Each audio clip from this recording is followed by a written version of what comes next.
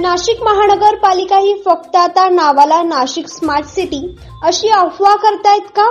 हा प्रश्न आता नाशिककरांना पडतोय. याचं कारणही तसंच आहे. नाशिक स्मार्ट सिटीमध्ये विद्यार्थीही संकटात. बस स्टँड गेले वाकून जसे भूकंप आला की काय अशी अवस्था आता या बस स्टँडची झालीय. आपण व्हिडिओच्या माध्यमातून पाहू शकता बस स्टँड कशा प्रकारे वाकले आहे. नाशिककरांमध्ये आता प्रश्न उपस्थित होतोय, नाशिक स्मार्ट सिटी यालाच म्हणायचं का? वृत्तसंकलन विभाग, लक्ष न्यूज, ब्युरो रिपोर्ट.